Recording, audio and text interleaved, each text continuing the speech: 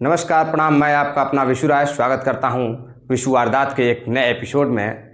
तो कहानी शुरू करने से पहले मैं चाहूँगा कि आप लोग चैनल को सब्सक्राइब करें, लाइक करें और वीडियो को शेयर करें। अपने अजीज़ दोस्तों में और रिश्तेदारों में वीडियो को शेयर करें ताकि ज़्यादा से ज़्यादा लोग चैनल को सब्सक्राइब करें और हमारे विशु वारदात तक के परिवार में जुड़ सकें।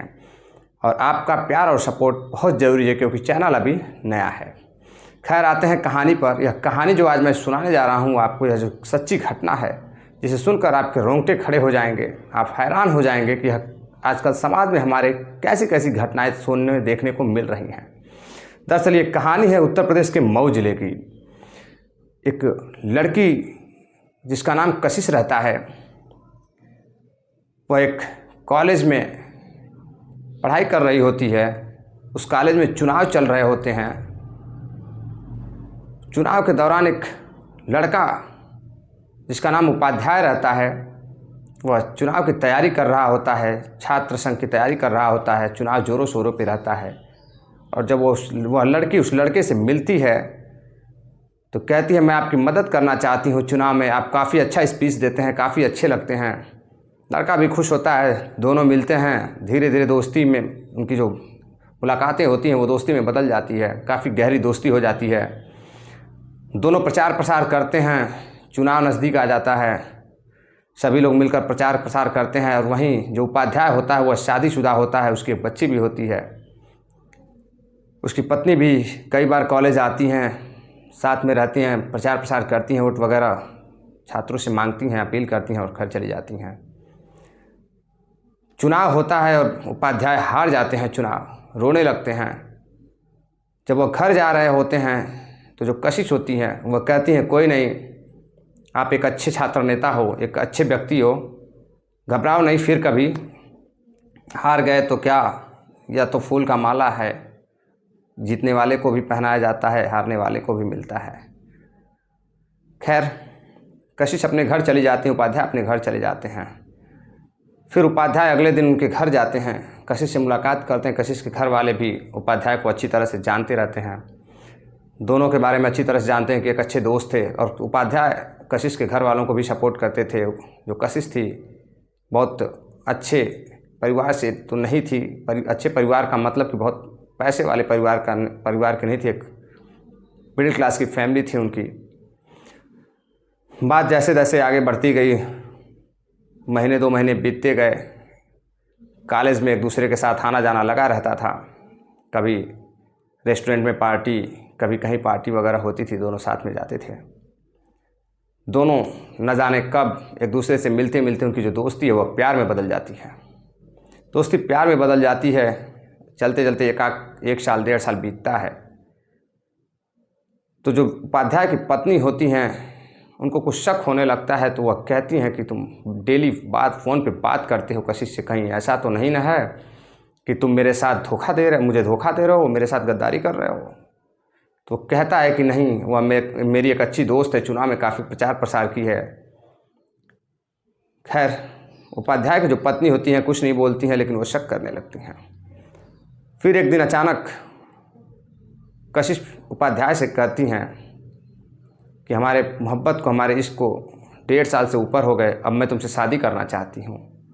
इस बात से विशाल यानी कि उपाध्याय जो थे वो घबरा जाते हैं। उपाध्याय कहते हैं कि नहीं, मैं शादीशुदा हूँ, मैं शादी नहीं कर सकता। तो वह कहती है कि जब शादी नहीं कर सकते हो तो मेरे साथ रिलेशन में रहने की तुम्हें कोई आवश्यकता नहीं है। तुम अपना रास्ता देखो, मैं अपना रास्ता देखती हूँ। और वो वहाँ से चली जाती हैं। विशाल उपाध्याय जो कुछ दिनों तक डिस्टर्ब रहते हैं, परेशान रहते हैं। दोनों में बातचीत बंद हो जाती है। फिर कशिश की एक छोटी सी जॉब लग जाती है। वहीं पास में एक बाइक शोरूम होता है, एजेंसी होती है, उसमें उनकी जॉब लग जाती है और वो जॉब करने लगती हैं वहीं पे। और वहाँ पर एक लड़का रहता है, दीपक गुप्ता। इन दोनों में काफ़ी अच्छी बातचीत चलती है। जैसे सभी एजेंसियों में, सभी आप देखेंगे कहीं भी जब 2-4 लोग रहते हैं तो आपस में बातचीत चलते हैं, कॉमन रहता है। सभी लोग एक दूसरे से बात करते हैं। बात करते करते एक दूसरे में काफ़ी अच्छी दोस्ती हो जाती है कशिश और दीपक में। एक दिन जब कशिश की गाड़ी ख़राब हो जाती है शाम को 7 बज रहे होते हैं तो दीपक उनको छोड़ने के लिए जाता है। जब रास्ते में पहुंचता है घर से कुछ दूरी पे ही, तो कशिश कहती है मैं तुम्हें चाहने लगी हूँ, मैं तुम्हें बहुत प्यार करती हूँ। दीपक भी कहता है मैं भी तुम्हें चाहता था लेकिन मैं बता नहीं पाता था। तो दोनों एक दूसरे के साथ प्यार मोहब्बत भरी बातें करने लगते हैं। घर पहुंचते हैं, दीपक घर छोड़ता है और चला आता है। दीपक एक किराए के रूम में रहता था। वहीं कशिश का डेली आना जाना एजेंसी पे लगा रहता था क्योंकि वहाँ वह काम करती थी। दीपक के साथ कभी वो पार्क जाती, कभी मंदिर जाती।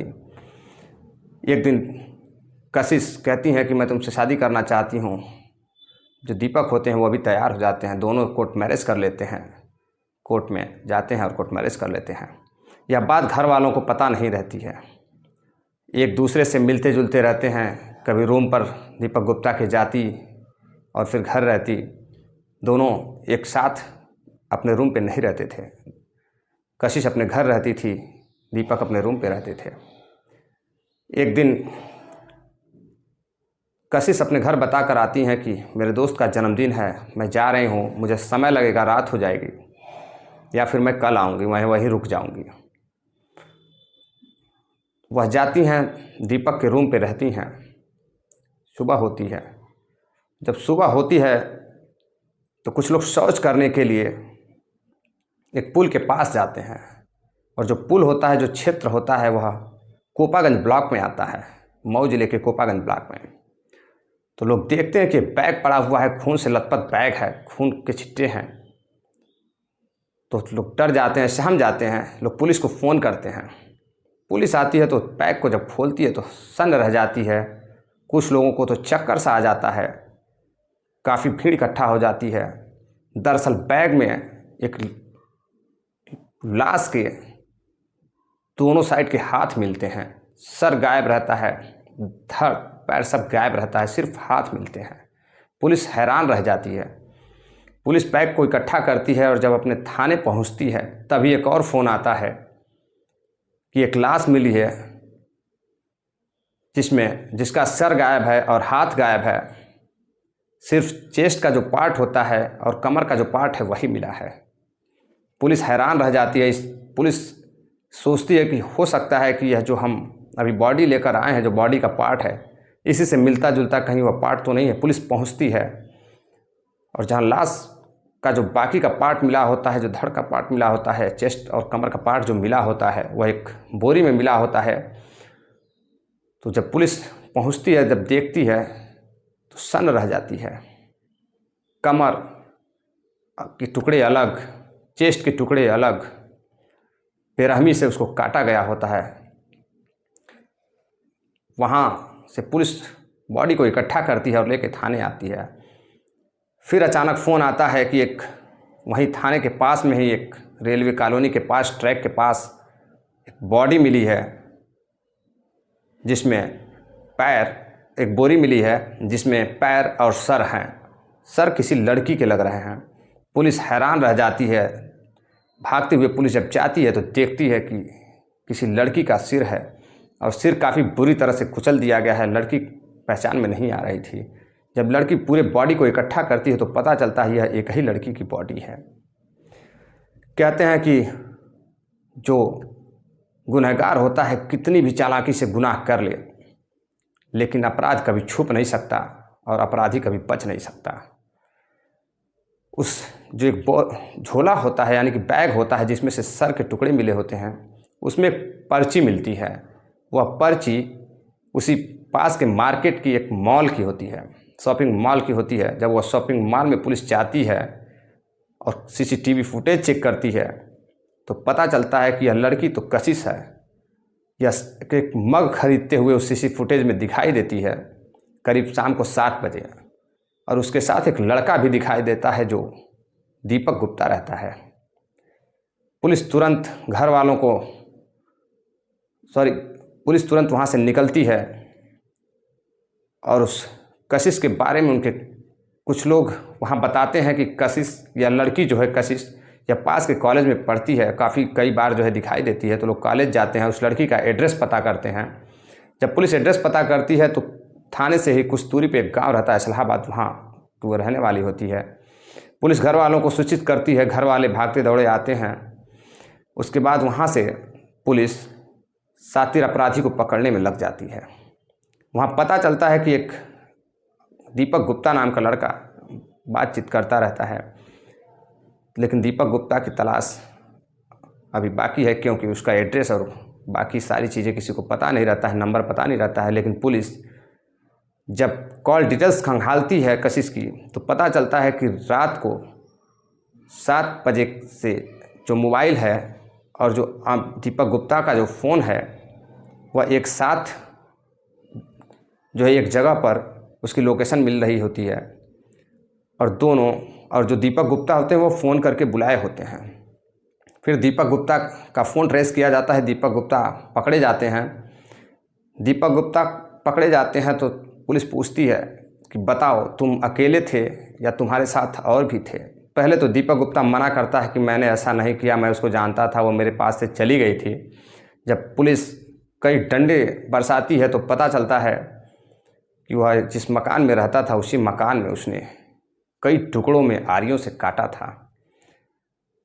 पुलिस दीपक को उसके रूम पर लेकर जाती है, सारे सबूत इकट्ठा करती है, हथौड़े, आरी, छिन्नी। देखने वाले कॉलोनी में सन्न रह जाते हैं, यह क्या हो रहा है हमारे कॉलोनी में। खून के छींटे चारों तरफ इकट्ठा दिखाई दे रहे होते हैं, धब्बे पड़े होते हैं। पुलिस सन्न रहती है, देखने वाले सन्न रहते हैं, काफ़ी भीड़ इकट्ठा हो जाती है। दीपक गुप्ता से जब पूछताछ होती है तो दीपक गुप्ता बताता है कि इनका एक पुराना आशिक इस लाश को ठिकाने लगाने में मेरी मदद किया है, जिसका नाम उपाध्याय है। पुलिस उपाध्याय को गिरफ्तार करती है और उपाध्याय अपने परिवार के साथ किसी दूसरे जगह गए होते हैं। जब आते हैं तुरंत पुलिस उनको गिरफ्तार कर लेती है।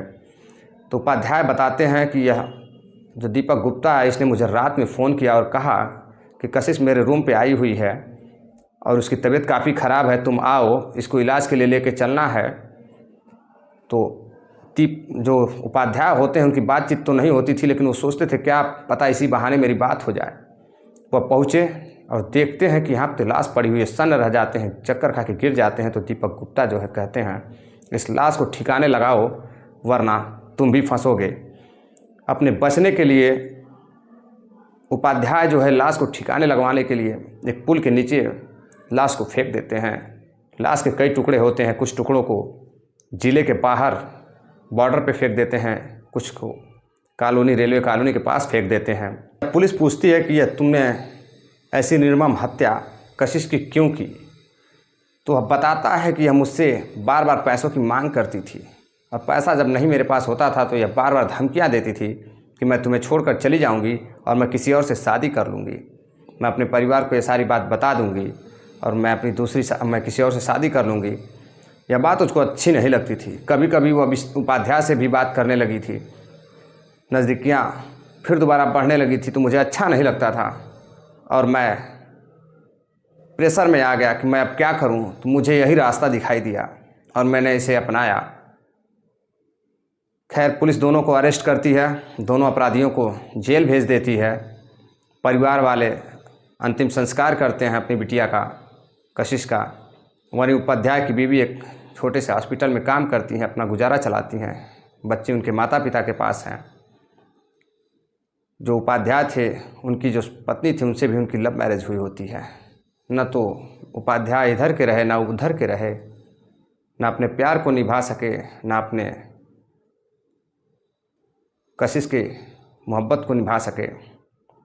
खैर कुछ दिनों तक कोर्ट में केस चलता है, कोई लड़ने वाला होता नहीं है, परिवार वालों के पास इतना पैसा नहीं होता है कि वो केस लड़ सकें। दीपक गुप्ता कुछ दिन बाद बरी हो जाता है और उपाध्याय की एक दिन खबर आती है कि वह नदी में पुल से कूद करके छलांग लगाकर आत्महत्या कर लिए हैं। क्या थी उनकी आत्महत्या की मजबूरी है तो वही जानते थे। शायद उन्होंने सोचा होगा कि मैं समाज में क्या मुंह दिखाऊंगा, क्योंकि वो एक छात्र नेता थे। जलालत भरी ज़िंदगी में कैसे जीऊँगा, लोगों को क्या क्या जवाब दूंगा मैं, या फिर जो भी रही होगी उनके मन की बातें, ये तो वही जानते हैं। खैर इस कहानी से आपको क्या सीख मिली कमेंट बॉक्स में ज़रूर बताइएगा। कैसी लगी कहानी इस कहानी को सुनाने का मकसद यही है, आपको जागरूक करना, आपको सावधान करना, न कि किसी के दिलों को ठेस पहुंचाना। मिलते हैं एक ऐसी सच्ची घटना के साथ, तब तक के लिए नमस्कार, जय हिंद।